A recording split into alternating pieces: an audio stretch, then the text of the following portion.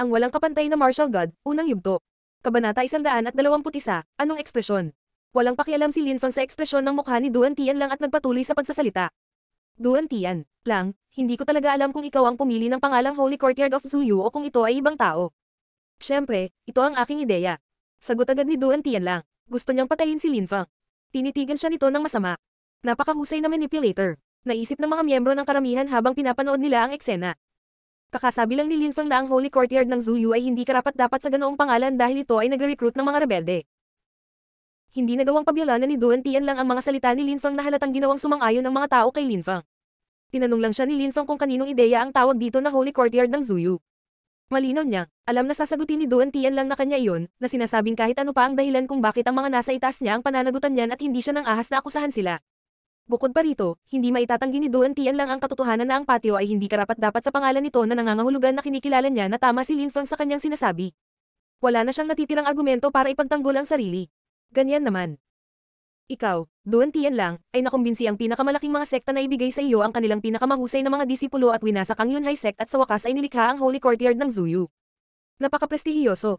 Ngunit hindi mo ba alam na ang Yunhai sect ay sekta ni General Liu Kanglan? Patuloy ni Lin Feng habang si Duan Tian lang ay nanatiling hindi nakikipag-usap.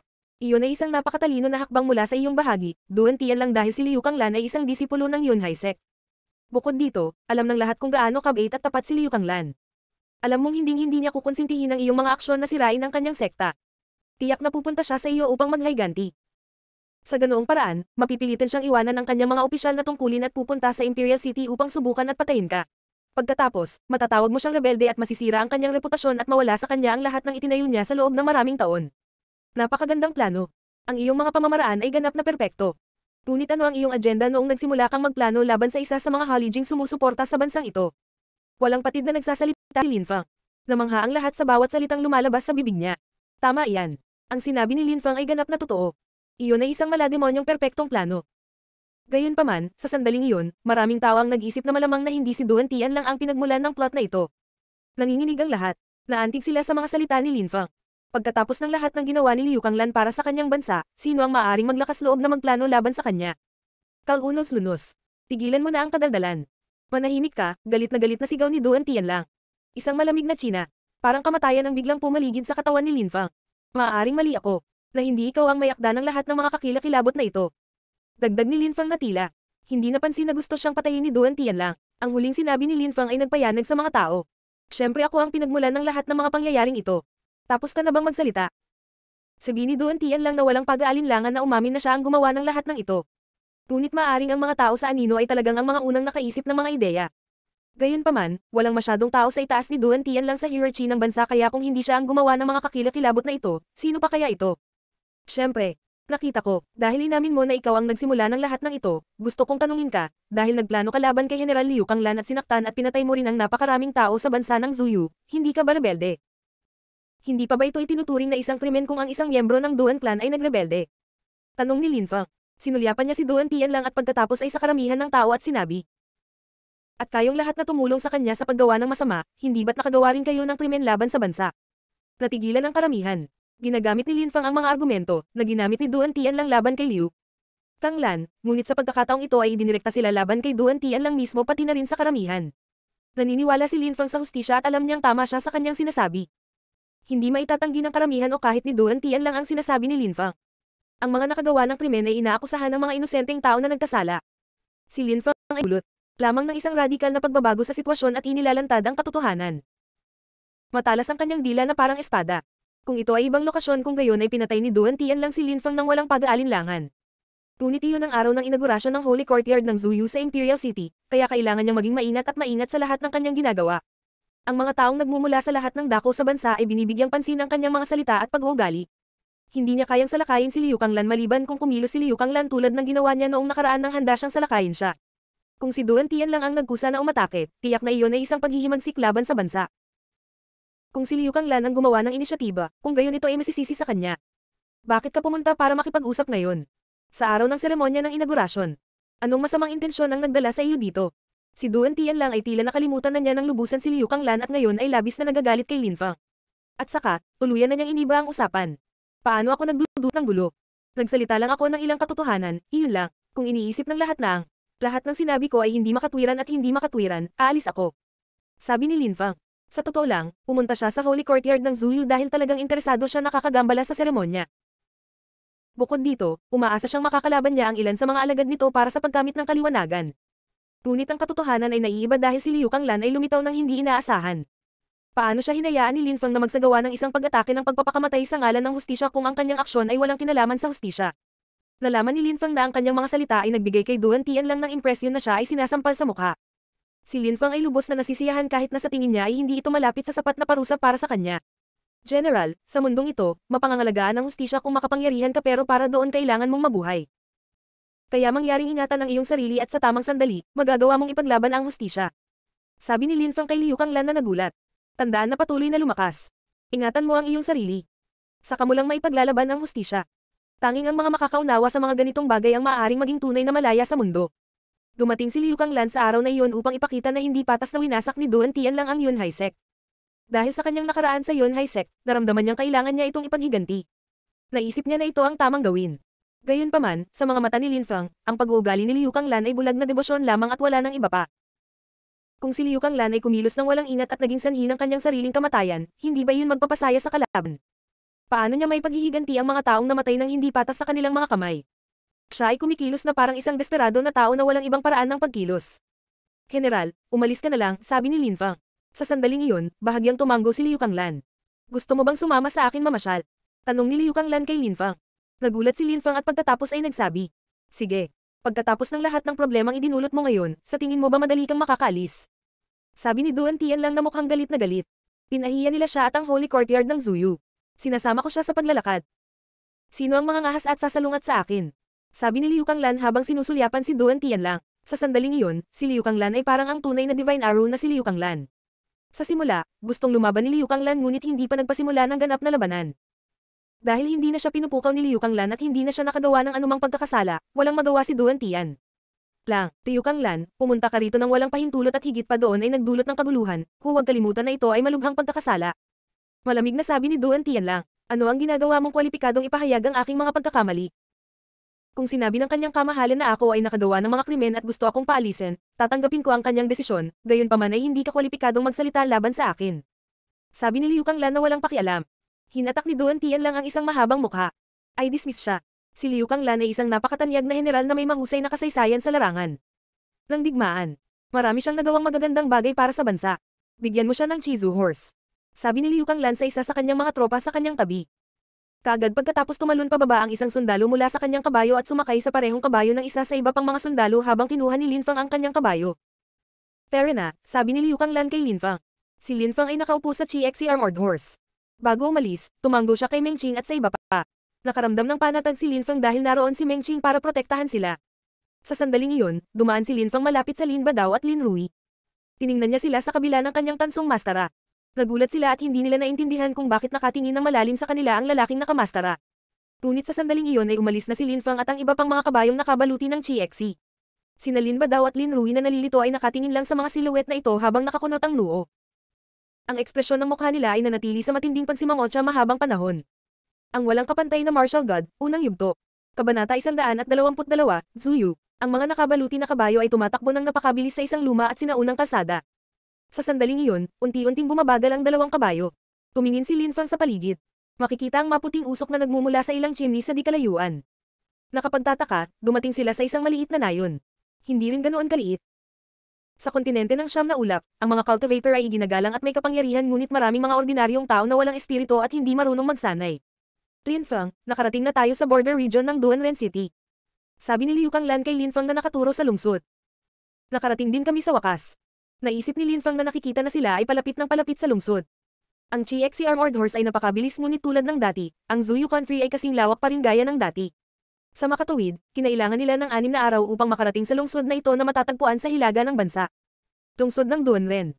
Kakaiba ang kalsadang ito. Lahat ay bukas at na-access. Kahit sino ay maaaring umatake at sirain ito. Sabi ni Lin Fang kay Liu Kanglan. Hindi man lang nila iniisip iyon. Walang pakialam na sagot ni Liu Kanglan na nagpang-inag kay Lin Fang. Hindi nila naisip iyon. Sa lungsod na ito, parang mga ordinaryong tao lang. Madali silang mapatay ng kahit mahihinang cultivator. Lin Fang, alam mo ba kung gaano kalaki ang ating kontinente? Hindi ako sigurado. Sagot ni Lin Fang na umiling. Ang kontinente ng Siyam na Ulap ay napakalawak at mayroong maraming bansa.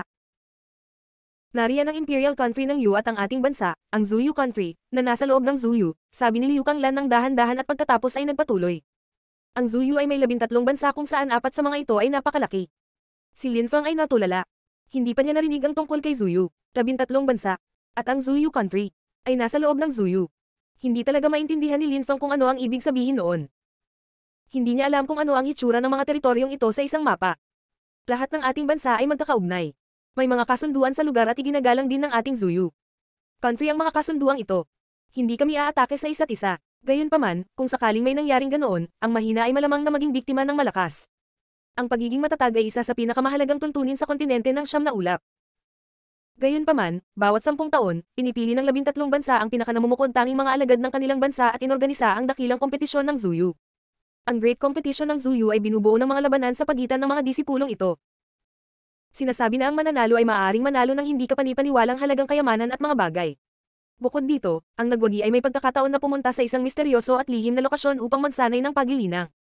Ang dakilang kompetisyon ni Zuyu. Isang misteryoso at lihim na lokasyon. Nanginginig si Lin Feng. Marahil sina Luo Zhu at Chu Zanpang ay sumali sa Holy Courtyard ng Zuyu para sa eksaktong dahilan. Iniisip ni Lin Feng kung may kaugnayan ang sinasabi ni Liu Kanglan at ang katotohanang pinili ng dalawang matataas na opisyal na ito na mag-aral sa Holy Courtyard ng Zuyu. Gayunpaman, may ilang mga bansa na nagnanais na sila ay maging lubhang malakas at isama ang iba pang mga teritoryo. Ito ay isang bagay na naging posible sa panahon ng Great Competition ng Zuyu. Ang lahat ay palaging bumababa sa kapangyarihan. Kung namamahala sila sa pagsasanib ng ibang mga teritoryo, nangangahulugan ito na magkakaroon sila ng kapangyarihan at magkakaroon ng akses sa mas maraming bilang ng mga natitirang talento. Maraming bansa ang nagnanais na sila ay maging Imperial Country. Nakita ko, hindi akalain ni Lin Feng na ang mga bansa ay maglalaban sa isa't isa sa frame ng isang mahusay na kompetisyon. Dapat maintindihan mo na ngayon kung bakit nila sinira ang Yunhai Sect. Iyon ang dahilan kung bakit sinisikap nilang ilagay ang lahat ng kanilang pinakamahuhusay na disipulo sa isang lugar. Ang banal na loob ng Zuyu. Sabi ni Liu Kanglan. Bahagyang tumanggo si Lin Feng. Itinayo nila ang Holy Courtyard ng Zuyu dahil kailangan nila ng higit pang natatanging mga disipulo at kailangan nilang dagdagan ang lakas ng mga disipulo sa bansa. Gusto nila akong patayin dahil masyadong malaki ang sphere of influence ng army ko. Sinira nila ang Yunhai Sect dahil gusto nilang pag-isahin ang bansa sa ilalim ng isang banner. Ang iba pang mga sekta ay napakalaki ngunit sa isang punto, ang Imperial Clan ay malamang na magsisimulang magbigay ng higit na pansin sa kanila at ang kanilang kapalaran ay magiging katulad ng sa Yunhai Sect.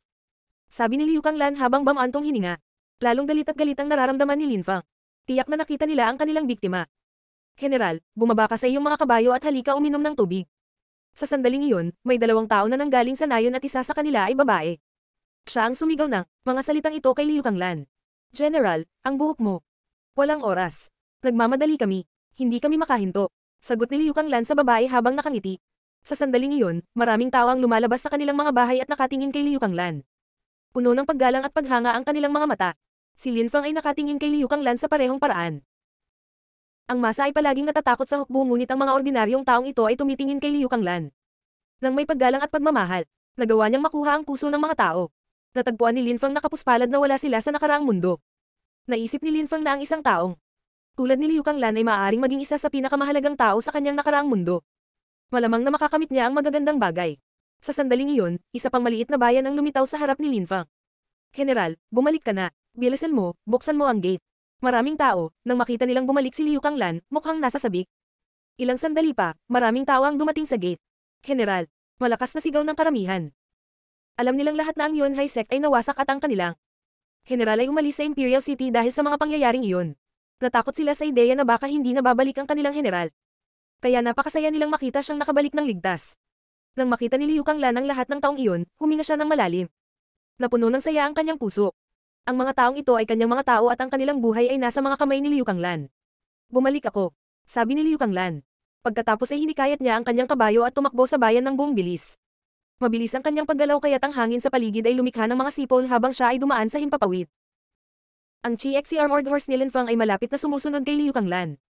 Ang bayang ito ay hindi eksaktong malaki at maliit lamang na bahagi ng teritoryo. Si Liu Kanglan ay nanirahan sa ibang rehiyon ng lungsod malapit sa isa pang gate. Hindi pa dumarating si Liu Kanglan ngunit may silhouette sa isang kabayo na paparating sa kanya. Siya ay humihimok sa kanyang kabayo forwards gamit ang isang letigo. Nakasuot siya ng pulang apoy na damit. Ama, pula at puno ng luha ang mga mata ni Liu Fei. Hindi naiintindihan ng maraming tao kung bakit siya nagpunta sa Imperial City. Hindi rin malinaw na naiintindihan ni Liu Fei. Nang mabalitaan niyang nakabalik na ang kanyang ama, dali-dali siyang lumapit dito nang may luha sa kanyang mga mata. Nag-alala si Liu Fei sa kanyang ama at naisip na baka hindi na ito makabalik ng buhay. Fei Fei, sabi ni Liu Kanglan. Siya ay tila isang napakamagiliw na ama habang siya ay buong pagmamahal na. Nakatingin sa kanyang anak na babae. Tumingin si Liu Fei sa kanyang ama at pagkaraan ng ilang segundo, sinabi. Liu Kanglan, sa wakas nandito ka na, paano ka naging tanga? Ang isang sundalo sa tabi ni Lin Fang ay nagulat at hindi napigil ang kumawala sa kanyang bibig. Napakabastos talaga ni Liu Fei. Kaagad pagkatapos, ngumiti si Liu Kanglan sa mas magiliw na paraan. Ito ay isang pilit na ngiti. Kung tutusin, ang tanga niya talaga minsan. Sige, Fei Fei, nandito ako, hindi ka ba masaya na nakabalik ako? Masaya ka na bumalik ka pero hindi pa rin ako masaya. Sinabi niya na tumakbo patungo sa kanyang ama at, sinabi, Ama, ay pangako mo sa akin na hindi mo nagagawin ng isang bagay na tulad nito sa hinaharap. Ayoko, sabi ni Liu Kanglan habang umiiling. Pagkatapos ay itinuro niya si Lin Fang at sinabi, Fei Fei, maaari kang magpasala kanya. Siya ang nagligtas sa matandang ama mo sa pagkakamaling hindi na niya maibabalik pa. Ha? Tumingin si Liu Fei kay Lin Fang. Punong-puno ng dumi ang damit ng binatang iyon dahil sa mahabang paglalakbay na kanilang ginawa para makarating dito. Bukod dito, ang kanyang tansong mastera ay mukhang napakasama ng higit na tinangnan ito ng isa. Ang China nagmumula sa kanyang katawan ay kakaiba rin. Ama, sino itong binata? Sabi ni Liu Fei habang nakatingin kay Lin Fen na may pagtataka sa mukha. Tumawa si Liu Kanglan at nagsabi, Hindi mo ba siya nakikilala? Natigilan si Liu Fei. Kilalanin siya. Wala siyang kakilala na naglibot na nakasuot ng bronze mask. Tumiti si Lin Fang at sinabing biro. Ano? Hindi mo ba makikilala ang kasintahan mo? Nang matapos siyang magsalita ay tinanggal niya ang masteran niya. Nang makita ni Liu Fei ang kanyang mukha, nagsimulang manginig ang kanyang mga labi. Siya ay nalulula sa lahat ng iba't ibang uri ng emosyon ngunit sa kalaunan ay isang malaking ngiti na puno ng init ang lumitaw at tumakip sa kanyang mukha. Ang walang kapantay na martial god, unang yugto. Kabanata 123, Duan-Ren Border. Lin Fang. Ang isa, na nakasuot ng kansong mastera na iyon, ay nakakagulat na si Lin Fang. At siya ang taong nagligtas sa buhay ng kanyang ama. Tumingin si Liu Kanglan sa mukha ni Lin Fang. 2 beses lang niyang nakilala si Lin Fang at parehong beses, nakasuot siya ng bronze mask. Ito ang unang pagkakataon na nakita niya si Lin Fang na walang mastera. Nakangiti siya at parang napakabuting tao. Sa kabila ng kanyang edad, siya ay mukhang misteryoso at mature. Tanging ang kanyang bibig lamang ang nagpahayag ng isang walang kabuluhan at hindi mapigil ng ngiti na. Nagpapakita na malamang na siya rin ay may mabuting pagpapatawa. Gaano ka bata? Sigaw ni Liu Kanglan na natulala at pagkatapos ay bamulong. Napaka-misteryoso niya na tila, halos misteryoso. Sa unang pagkakataon na nakita ni Liu Kanglan si Lin Fang, binibigkas ni Lin Fang ang ilang malalalim at mahiwagang pangungusap na lubos na nakaimpluwensya sa kanyang mga iniisip at opinyon. Sa pangalawang pagkakataon na nakilala niya siya, walang takot na kinontra ni Lin Fang si Duan Tian lang kaya natulala siya at hindi nakasagot. Nasira din niya ang reputasyon ng Holy Courtyard ng Zuyu. Ang nagsagawa ng gayong matapang na aksyon sa loob ng Imperial City ay ang nakangiting binata. Ang mga bagay na ito ay hindi lamang nangangailangan ng katalinuhan. Kinailangan din nilang isang tao na maging matapang, walang takot at medyo matapang na maglakas loob na pawalan ng mukha si Duan Tian lang sa harap ng napakaraming tao. Kinakailangan din ito ang isang tao na maging medyo hindi kinaugalian at hindi mapigil. Hindi akalain ni Liu Kanglan na ang gayong pambihirang tao ay napakabata pa. Lin Fang, sinabi mo lang na ikaw ay nobyo ni Liu Fei. Biglang sabi ni Liu Kanglan na inaalala ang sinabi ni Lin Fang. Siya ay may kakaibang ekspresyon sa kanyang mukha at nagtanong. Totoo ba ito? Biglang nahiya si Lin Fang at napakamot ng ulo habang nananatiling tahimik. Nakatitig sa kanya si Liu Fei na nakatulala. Tatay, huwag kang makinig sa bastos na yan. Isa lang siyang hamak na pervert. Sa sandaling iyon, nagalit siya kay Lin Fang dahil sa lakas ng loob niyang sabihin na kasintahan niya ito sa harap ng kanyang ama. Nakakahiya. Isang kasuklam-suklam na pervert. Si Lin Fang ay mukhang napaka-awkward matapos marinig ang mga ganoong salita. Pagkatapos ay determinado niyang sinabi kay Liu Fei. Fei Fei, hindi ba ikaw ang nagyaya sa akin na lumabas at nagsabing may relasyon tayo sa harap ng lahat noong isang araw? Kung pervert ako, isa ka rin. Halos lumuwa ang mga mata ni Liu Fei. Nakakalokang bastard. Malaki at dilat ang mga mata ni Liu Kanglan. Hindi niya maintindihan kung ano ang nangyayari.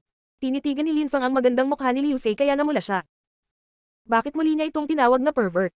Habang nakatingin sa kanilang dalawa sa kakaibang sitwasyon, hindi napigilan ni Liu Kanglan ang ngumiti at sinabi, Fei Fei, okay lang, sapat na ang nakita ko. Tara na, galit na tumingin si Liu Fei kay Lin Fang at pagkatapos ay pinaikot ang kanyang kabayo. Nakasakay silang tatlo sa kanilang mga kabayo. Biglang, marami sa mga sundalo ng hukbo ni Liu Kanglan, nang makita nila si Lin Fang kasama ang grupo ay nagsimulang lumapit sa kanila. Ang daming tao bigla lumuhad at yumuko hanggang sa gumawa ng malakas na kalabog ang kanilang mga ulo nang bumangga sa matibay na lupa. Nagulat si Lin Fang at nakitang kakaiba ito lalo na ang mga taong ito ay hindi nagpapatira pa sa harap ni Liu Kanglan o Liu Fei. Ngunit sa harap niya. Salamat sa pagligtas sa buhay ng ating general. Ang mga tao sa pulutong ay sunod-sunod na nagpapasalamat kay Lin Fang. Si Lin Fang ay natulala. Tumayo ka na, hindi na kailangang gawin ang ganoong bagay. Sagot ni Lin Fang. Ang mga taong ito ay hindi kapani-paniwalang malakas at nakaranas ng maraming hindi pangkaraniwang bagay sa buong buhay nila. Paano sila yuyuko at sasamba kay Linfang? Binata, hindi mo lang iniligtas ang buhay ng aming general kundi iniligtas mo rin ang 200 CXC Armored Cavalry Soldiers. Kung namatay ang ating general, malamang na nasa panganib ang ating bayan at maaaring lusubin. Ibig sabihin, iniligtas at pinrotektahan mo ang buhay ng maraming tao sa iyong mga aksyon. Sabi ng isang sundalo na mukhang solemn na at nagpapasalamat. Nagulat pa rin si Linfang. Hindi niya kailanman naisip ang mga bagay na ito. Nakikita pero tama na, please tumayo ka na. Si Linfang ay hindi isang mapagmataas na tao at makikita ito ng lahat. Tumayo ang lahat ng sabihin sa kanila ni Linfang. Kitang-kita nila na parang nahihiya siya sa sobrang atensyon sa kanya. Ayos lang, lahat pwede nang maghiwa-hiwalay.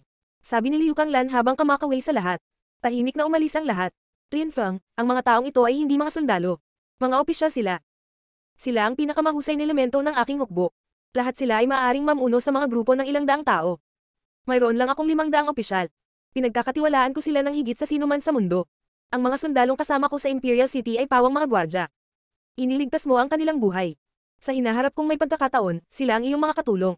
Sabi ni Liu Kanglan. Nagulat si Linfang at sumagot. Ay, mga katulong. Talaga, ang iyong mga katulong. Matapat na sabi ni Liu Kanglan habang tumatango. Pagkatapos ay dinagdag niya. Napansin mo na may mga taong gustong saktan ako. Sa isang punto, maaaring magtagumpay sila. Kung sa hinaharap ay kasali ka rin sa mga labanang ito, darating silang lahat para tulungan ka. Si Linfang ay nakangiti ng pilit. Sino ang nakakaalam kung ano ang mangyayari sa hinaharap? Napansin ni Linfang ang kabilang gate ng bayan at bamantong hininga. Nasa pinakahilagang bahagi sila ng bansa sa hangganan ng ibang bansa. Kung magkakaroon ng pag-atake balang araw, kahit na hindi ito dapat mangyari, ang teritoryo ni Liu Kanglan ang unang masasangkot sa mga labanan. Fei, mauna ka na. May lakad kami ni Linfang. Sabi ni Liu Kanglan kay Liu Fei. Nagulat si Liu Fei at kakaibang tinitigan ng kanyang ama. Sige. Sabi niya habang tumatango. Hindi na siya humingi ng paliwanag sa kanyang ama at umalis. Linfang, maglakad tayo papunta sa gate. Sabi ni Liu Kanglan habang nakatingin kay Lin Fei. Nagulat din si Linfang. Hindi niya alam kung bakit gusto ni Liu Kanglan na pabayaan sila ni Liu Fei. Sige. Sabi ni Linfang habang tumatango. Tumakbo sila patungo sa kanlurang talangkahan ng lungsod. Maraming tropa sa lugar na iyon. Kahit na nakatingin sila kay Liu Kanglan, hindi sila lumayo sa kani-kanilang pwesto. Bumaba sila sa kanilang mga kabayo at pagkatapos ay dinala ni Liu Kanglan si Linfang patungo sa isang hagdanan sa kaliwa ng gate. Ang paglipad ng hagdan ay patungo sa gate tower na napakalaki. Umakyat sila hanggang sa tuktok ng tore, biglang naramdaman ni Linfang ang napakalakas at malamig na hangin na umiihip sa kanyang mukha. Pagkatapos ay tumingin si Linfang sa tanawin at lubos na namangha. Duanren City, ang lungsod ng 1,000 talem. Isip ni Linfang. Sa harap niya ay isang malawak na bukid na tila walang hangganan. Mayroong isang napakaraming talon ng mga sandata na nakalat lupa. Ang ilan sa mga sandata na ito ay ganap ng kinakalawang at nasira sa paglipas ng panahon. Mula sa labanan, hindi ako kailanman nagbigay ng utos na tanggalin ang mga armas na ito sa kanilang mga posisyon. Mas gusto kong iwan sila doon bilang pag-alala sa mga magiting na kaluluwang iyon. Mabagal na sabi ni Liu Kanglan. Itinuro niya ang kanyang daliri sa malayo. Tila isang dambuhalang espada ang naghiwa ng bundok sa dalawa. Kakaibang kahawig nito ang bundok kung saan nakikita niya ang sikat ng araw na sumisikat sa Yunhai Sect, ang lugar kung saan nagsasanay si Liu Fei noon. Napapaligiran ang lugar na iyon ng moat. Dahil ang natural na moat na iyon ay napapaligiran ng matataas na burol, mas madali para sa mga tropa ni Liu Kang. Plan na barilin ng mga taong susubukan at manggagaling sa locus yung iyon. Sila ay lubhang mahina kung sila ay nanggaling sa locus yung iyon. Ang lugar na iyon ay ang hangganan. Kung pupunta ka doon, malaki ang posibilidad na hindi ka na makakabalik ng buhay. Ito ay tinatawag na Duanren Border. Duanren Border. Lohikal. Bulong ni Linfang. Ito ang hangganan ng Moyu Country. Ang Moyu Country at ang ating Zuyu Country ay ibang-iba. Sa Moyu Country, wala silang mga sekta at ganap silang nagkakaisa. Sa makatuwid, mas malakas sila kaysa sa atin dahil mayroon silang pinagsamang kapangyarihan. Sila magkaroon ng isang malaking hukbo na nasa ilalim ng isang banner. Kung hindi lang sila natakot sa hukbo ko sa Duanren City, malamang matagal na silang umatake. Sabi ni Liu Kanglan. Kaya naman, si Liu Kanglan, matagal ng panahon na ang nakalipas ay walang pinaghirapan at walang takot na pinangunahan ang kanyang hukbo sa mga dakilang labanan. Siya ay nagwagi at lumikha ng isang alamat na nagdala ng takot sa kanyang mga kaaway. Linfang, nakita mo kung gaano kadelikado ang sitwasyon para sa akin. Balang araw, malamang nakukunin ko ang aking buhay mula sa akin at hindi ako nagsasalita ng walang ingat kapag sinabi ko ito. Naunawaan ni Linfang kung bakit tinalikuran ni Liu Kanglan ang Yunhai Sect noong nakaraan. Iniwan niya ang lahat para protektahan ang kanyang bansa mula sa mga mananakop. Sa bansa ng Zuyu, may mga panloob at panlabas na banta. Ang sitwasyon ay lubhang komplikado. Linfang, may itatanong ako sa iyo. Si Linfang ay natulala. Nakatitig siya kay Liu Kanglan. Ano ang maaaring itanong ni Liu Kanglan sa kanya? Dahan-dahan ang sinabi ni Liu Kanglan.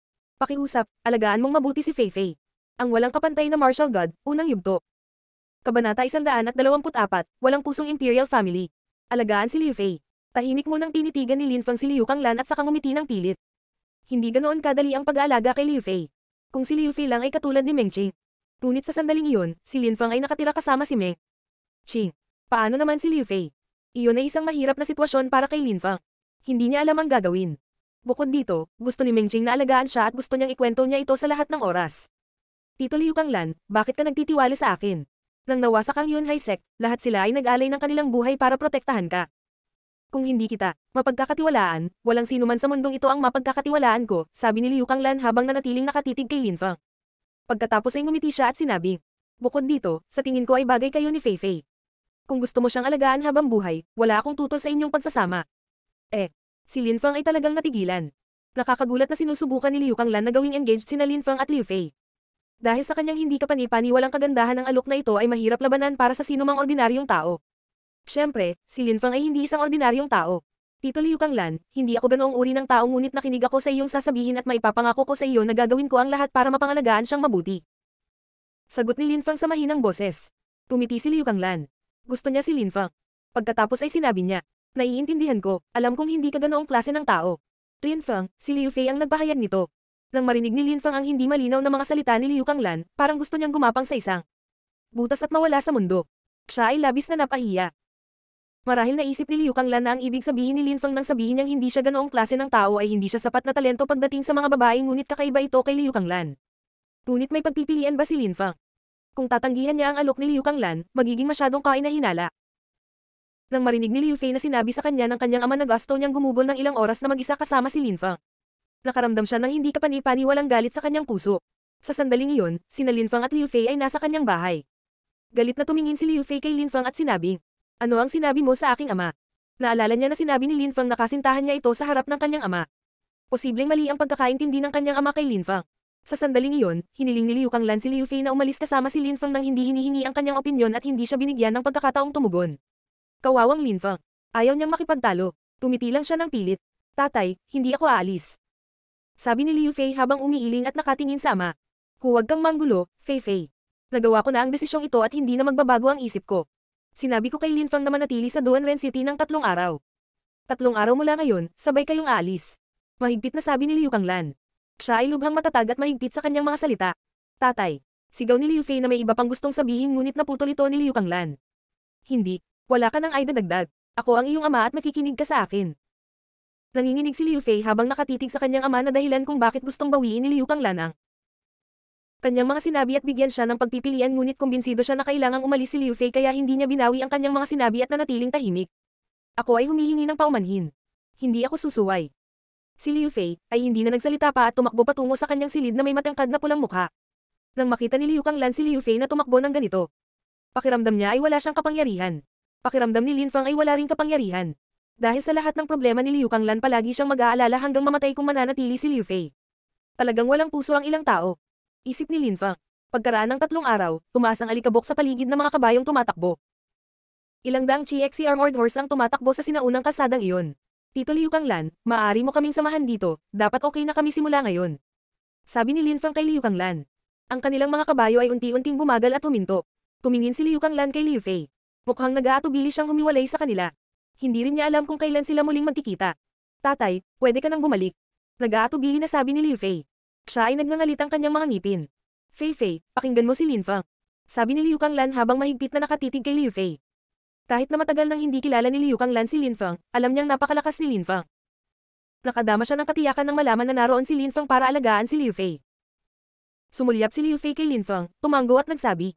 Tatay, gagawin ko. Ingatan mo ang sarili mo, sabi ni Liu Kanglan habang tumalikod at tumatakbong palayo. Lin Feng, mangyaring alagaan siyang mabuti. Sigaw ni Liu Kanglan mula sa malayo. Sister, magkaroon ng ligtas na paglalakbay. Brother, magkaroon ng ligtas na paglalakbay. Ang mga kabalyero sa kanilang mga kabayong nakabaluti ng GXC ay sumigaw ng mga salitang ito kina Liu Fei at Lin Feng at umalis sa pamamagitan ng pagsunod kay Liu Kanglan. Tinitigan sila ni Liu Fei saglit, hindi kumikibo. Nanatili si Lin Feng sa tabi niya at nanatiling tahimik. Kahapon, sinabi sa akin ng tatay ko na tinalikuran na niya ang Yunhai sect noong nakaraan kahit na ang dami nilang itinuro sa kanya. Iniisip niya na siya ang may pananagutan sa pagkawasak ng Yunhai sect. Nararamdaman niya ang walang katapusang panghihinayang sa kanyang puso sa mga nangyari. Sinabi din sa akin ng aking ama na sa panahon ng mahusay na labanan laban sa Duanren border, ang aking ina ay napatay. Hindi man lang niya ito nakausap bago ito pinatay. Pakiramdam niya ay labis siyang nagkasala. Sinabi din ng tatay ko na dahil sa mga isyu sa Duanren border, wala siyang oras na alagaan ako kaya naman pinapunta niya ako sa Yunhai Sec. Dahil hindi niya inaako ang kanyang mga responsibilidad bilang ama, nagsorry din siya sa akin, anak niya. Sinabi din ng aking ama na noong panahon ng digmaan ng Duanren border, marami sa kanyang mga tropa ang nawalan, 100,000 o higit pa. Sila ay inilibing sa labas ng Duanren City at siya ay buhay pa, nakadama siya ng panghihinayang sa kanyang puso na hindi niya nailigtas ang alinman sa kanila. Si Lin Fang ay mahinahong nakikinig kay Liu Fei. Natagpuan niya ang lahat ng mga kwentong ito ay lubhang komplikado. Alam ko kung bakit gustong umalis ng tatay ko. Ayaw niya akong madamay. Naaawa siya at nagsisisi sa maraming bagay ngunit ang isang bagay na alam ko ay ang Zuyu Country ay dapat makaramdam ng pagsisisi sa kanilang ginawa at ginagawa sa kanya. Sila ang dapat mag-sorry sa kanya. Inangat ni Lin Fang ang kanyang ulo at tumingin sa langit habang nakikinig kay Liu Fei. Kahit na ang Zuyu Country ay humingi ng paumanhin sa kanya hindi iyon magiging sapat.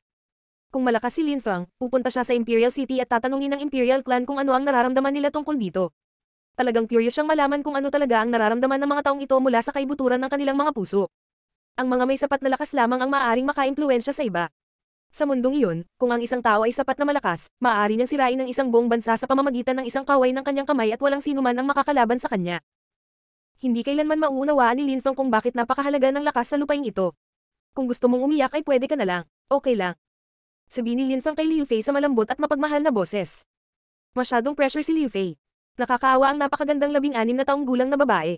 Nang marinig ni Liu Fei ang mga salita ni Lin Fang, walang humpay na tumulo ang mga luha sa kanyang magandang malambot na pisngi. Bigla siyang humagulgol ng malakas. Nanginginig siya. Halos hindi na siya makahinga sa lahat ng luhang walang tigil na pumapatak mula sa kanyang mga mata. Tumiti si Lin Fang ng pilit. Pare-pareho ang mga babae. Sapat na panggigipit ang magpapaiyak sa kanila kahit pilit nilang itago ito. Pinapanta ni Lin Fang ang kanyang kabayo sa tabi ng kabayo ni Liu Fei at ipinatong ang kamay nito sa balikat nito. Pagkatapos ay tumalon siya pababa mula sa kanyang kabayo papunta sa kabayo ni Liu Fei at nagsabi. Okay lang, maaari mong panasa ng iyong mga luha sa akin. Tumingon si Liu Fei, tumingin kay Lin Fang na puno ng luha ang mga mata at pagkatapos ay itinulak ang mukha nito sa dibdib nito habang humihikbi sa mga braso nito. Maya-maya, umalma si Liu Fei. Tumingin siya kay Lin Fang at sinabi, talagang pervert ka, sinasamantala mo ang sitwasyon. Si Lin Fang ay natulala. Anong moody na babae? Mukhang may nagmamahal sa akin. Sabi ni Lin Fang. Tumingin sa kanya si Liu Fei at sinabi, umayos ka, mahilig ka sa pagmamanipula ng mga tao, hindi ba? Sabi ni Lin Fang habang tumatawa. Pagkatapos ay tumalon siya pabalik sa kanyang Chizu Armored Horse. May mga luha pa rin si Liu Fei sa kanyang mga mata at namumula ang kanyang mukha ngunit ayaw niyang makita siya ni Lin Fang. Tara na, sabi ni Liu Fei kay Lin Fang. Agad na umalis ang CXC Armored Horse na parabang naiintindihan nila ang mga nakasakay sa kanila. Umalis sila ng buong bilis. Tumiti si Lin Fang. Ang pagpaparinig kay Liu Fei sa kanya ay magiging napakahirap na gawain.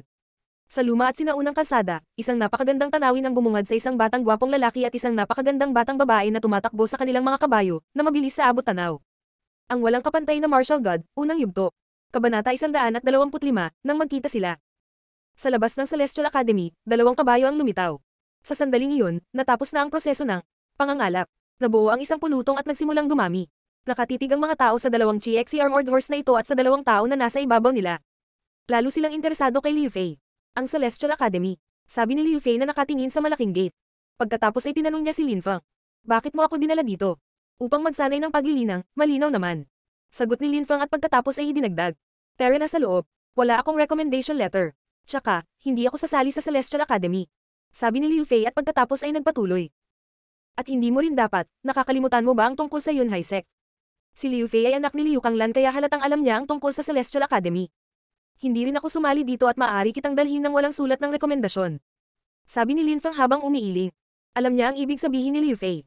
Pagkatapos ng napakaraming tao na nag-alay ng kanilang buhay para iligtas siya kasama ang ilang matatanda, ang pag-aaral sa ibang lugar ay isang uri ng pagtataksil sa Yunhai Sec. Huwag mong kalimutan na sinabi sa iyo ng iyong ama na makinig sa akin. Sabi ni Lin Fang. Nang makita niyang hindi nagre-react si Liu Fei, hinimok niya ang kabayo na pasulong at pumasok sa akademya. Tumingin si Liu Fei sa silhouette ni Lin Fang at pagkatapos ay tumakbo sa likuran niya. Nagulat siya sa katotohanang walang pumihil sa kanya na makapasok sa akademya. Paano mo nagawa iyon? Tanong ni Liu Fei. Malinaw niyang alam na hindi pinapayagan ng akademya ang sinuman na makapasok sa teritoryo ng akademya. Hindi niya alam kung bakit gagawa sila ng exception para sa kanya. Paanong naging ganoon kadaling pumasok? Ang tanging paliwanag ay si Lin Fang. At saka, sinabi niya mismo kanina na hindi niya kailangan ng sulat ng rekomendasyon para makapasok. Well, hindi ito kakaiba kung isasaalang-alang kung sino ang aking kasintahan. Nakangiting sabi ni Lin Feng. Galit na tinitigan siya ni Liu Fei. Anong hinahanap mo dyan? Hindi ko sinabing kasintahan kita. Sorry pero parang hindi nasusuklian ang pagmamahal mo sa akin. Sabi ni Lin Feng habang mayabang na nakatingin kay Liu Fei. Masyadong maraming iniisip ang babaeng iyon. Nang marinig niya ang mga salita ni Lin Feng, nagsimula siyang manginig sa galit. Yung di man B-start. Ito ang unang pagkakataon na pumunta si Liu Fei sa Celestial Academy. Nalaman niya na ang tanawin ay marilag at kahanga-hanga. Dumating sina Lin Feng at Liu Fei sa labas ng palasyo kung saan matatagpuan ang mga silid ng mga estudyante. Tumingin siya kay Liu Fei at nagtanong. Sa palagay ko alam mo na ang tungkol sa tatlong magkakaibang kategorya ng mga magsasaka na nag-aaral sa akademya. Alam ko na nagbunga ito ng mga opisyal ng hukbo, opisyal gobyerno at mga asasin. Sa Duanren City, ang hukbo ng aking ama ay binubuo ng maraming tao na nag-aral sa Celestial Academy. Lahat sila ay napakalakas na individual. Maraming cultivator na nag-aral dito ang naging malalakas na Chi-Exi Protector. Mukhang nagulat si Lin Feng, tumingin kay Liu Fei at nagsabi. Mga tagapagtanggol ni Chi-Exi. Hinahayaan sila ni Uncle Tio na maging tagapagtanggol ng gano'ng kadali. Ang Chi-Exi Protectors ay ang pinakamalapit na tropa ni Liu Kanglan. Bukod dito, tinanong ni Lin Feng ang kanyang sarili noon tungkol sa katayuan ng mga taong nagtapos sa Celestial Academy. Kung maaari silang maging ganoong prestihiyosong mga magsasaka, hindi ba't nangangahulugan ito na kailangang suportahan ito ng Imperial City? Si Liu Fei ay nakatingin kay Lin Feng na parang tulala. Sa tingin mo ba ang tatay ko ay ganoong klaseng tao? Tumiti si Lin Feng ng pilit. Sa totoo lang, madaling makilala ni Liu Kanglan ang mga taong may matataas na kakayahan. Hindi niya hahayaang maging tagapagtanggol ni Chi-Exi ang sinuman. Narito ang lugar kung saan nananatili ang mga nag-aaral ng kasanayan sa militar. Kahit hindi kami estudyante ng akademya, may karapatan kaming manirahan dito. Maaari tayong mag-aral tungkol sa mga kasanayan at pamamaraan ng militar. Si Liu Fei ay namangha. Talagang nagtataka siya kung paano nakamit ni Lin Feng ang ganoong bagay. Kanina pa niya ito tinanong pero hindi siya sumasagot. Wala siyang ganang magtanong ulit kaya tumanggo na lang siya. Pagdating nila sa tirahan ni Lin Feng, nag-uusap sina Yuan Shan at Duan Feng. Nang makita nila sina Lin Feng at Liu Fei, nagulat sila. Lin Feng, kuya. Lin Feng, kaibigan ko. Masayang sinabi ng dalawa ang pangalan ni Lin Feng ng sabay-sabay. Kaagad pagkatapos, tumingin sila kay Liu Fei. Tumingin si Yuan Shan kay Liu Fei sa hindi maliwanag na paraan. Lin Feng, kuya, sino siya? Tanong ni Duan Feng habang nakatingin kay Liu Fei sa paraang nagbibigay ng impresyon na sinasamba siya nito. Nagdesisyon na sina Meng Qing at Lin Feng na mamuhay ng magkasama. Paano makakalabas si Lin Feng at babalik kasama ang isang bagong kamanghamanghang magandang babae? Liu Fei, sabi ng boses sa likod ni Duan Feng. Naglakad si Jing Yun patungo sa kanila. Nang makita niya, magkasama sina Lin Feng at Liu Fei, gumawa siya ng kakaibang mukha. Sa Yunhai Sect, si Liu Fei ay tinuturing na pinakamagandang babae. Hindi mabilang na mga lalaki ang nanliligaw sa kanya. Dahil nawasak ang Yunhai Sect, inisip ni Jing Yun na namatay si Liu Fei tulad ng iba. Hindi niya akalain na makikita niya siya muli, lalo na kay Lin Feng.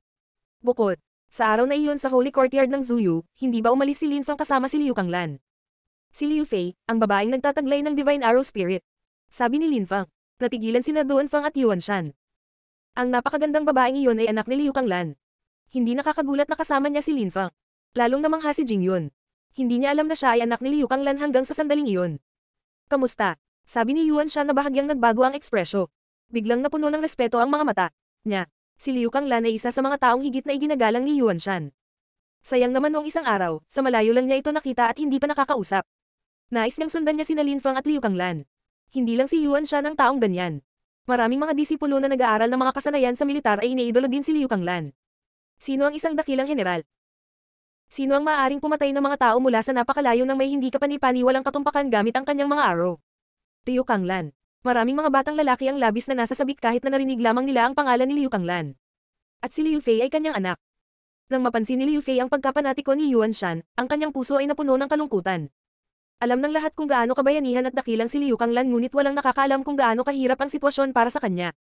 Walang nakakaalam na may ilang tao sa bansa na gustong alisin siya at kunin ang lahat ng kapangyarihan para sa kanilang sarili. Lin Feng, gusto kong magpahinga. Mahinahong sabi ni Liu Fei. Napabuntong hininga si Lin Feng. Napansin niyang hindi pa ganap na naka-recover si Liu Fei. Dito gusto mong pumili ng sarili mong lugar. Maraming librerag apartment. Pumili ng isa para sa iyong sarili. Sabi ni Lin Feng. Hindi na kailangan. Sa kwarto mo ako magpapahinga. Mahinahong sabi ni Liu Fei. Natigilan ang lahat. Lalong natulala si Lin Feng. Hindi siya nakaimik. Sa sandaling iyon, naisip niya na ang pinakakomplikadong bagay na dapat intindihin sa mundo ay ang loika ng kababaihan. Napakamot ng ulo si Lin Feng at sinabing, hindi ito masyadong maginhawa. Dapat talagang humanap ka ng sarili mong lugar. Huwag kang mag-alala, wala akong pakialam. Bakit mo gagawin? Sabi ni Liu Fei at nagpatuloy. Saan ang lugar mo? Iyang isa. Sabi ni Lin Feng na walang alternatibo habang nakaturo sa sarili niyang kwarto. Sa sandaling iyon, mabilis na lumipat si Yuan Shan sa harap ng pinto ni Lin Fang at sinabi habang umiiling. Dapat kang pumili ng ibang lugar. Nang makita ni Lin Fang na hinaharangan ni Yuan Shan ang daan patungo sa kanyang silid, nagulat siya. Lahat ay may kainahinalang ekspresyon sa kanilang mukha. Pagkatapos, tumango sina Duan Fang at Jing. Iyon na nagpapahiwatig na hindi rin nila aprobahan si Liu Fei na manatili sa silid ni Lin Fang. Walang gumana bagaman. Hindi nila nagawang kumbansihin si Liu Fei. Hindi na kailangan. Dito na ako magpapahinga. Lumapit si Liu Fei kay Yuan Shan. Pagkatapos ay sinabi ni Yuan Shan. Lin Fang, aking kaibigan, dapat kang pumasok muna doon. Sige. Tumango si Lin Fang. Lumipat siya patungo sa malaking batong pinto, binuksan ito at pumasok sa kanyang silid. Sinundan siya ni Liu Fei. Sino yan? Nakakatakot na lakas. Lin Fang. Sa sandaling iyon, isang napakalakas na chi ang lumabas at bumagsak sa katawan ni Lin Fang. Muntik na siyang matamba. Sa sandaling iyon, naunawaan ni Lin Fang kung bakit sinabihan siya ni Yuan Shan na pumasok. Muna. Napakabait naman. Ako ito. Sigaw ni Lin Fang. Biglang nawala ang chi. Si Liu Fei ay nakatayo sa likod ni Lin Fang at nanginginig mula ulo hanggang paa. Ang mapang-epeng chi na iyon. Kanina ay muntik na siyang bumagsak. Napakalakas ng lakas. Si Yuan Shan ay nasa labas ng silid at may mapait na ngiti sa kanyang mukha. Sa kabutihang palad, hiniling niya kay Lin Fang na pumasok muna. Ang dumadagandong na tunog na iyon ay binubuga ng paglabas ng malakas na chi na iyon ay umalangaw sa buong palasyo. Nanginginig pa rin ang puso niya sa takot. Napakalakas ng babaeng iyon. Bakit hindi ka bumalik kanina? Malamig na tanong ni Meng Qing mula sa likuran silid. Si Meng Qing ay nakasuot pa rin ng magandang belo sa kanyang mukha pati na rin ang kanyang magagandang puting damit. Napakadiyos ng kanyang hitsura, na para bang mas mataas siya sa mga material na bagay ng mundong ito. Napakaganda pa rin niyang tingnan. Nang makita ni Liu Fei si Meng Qing, tila lalabas na ang kanyang mga mata mula sa kanilang mga saksakan. Kasabay nito, nang makita ni Meng Qing si Liu Fei, ang kanyang mga mata ay nanginginig sandali at biglang ang kanyang mga kilay ay tila nagpapahiwatig na siya ay labis na hindi nasisiyahan.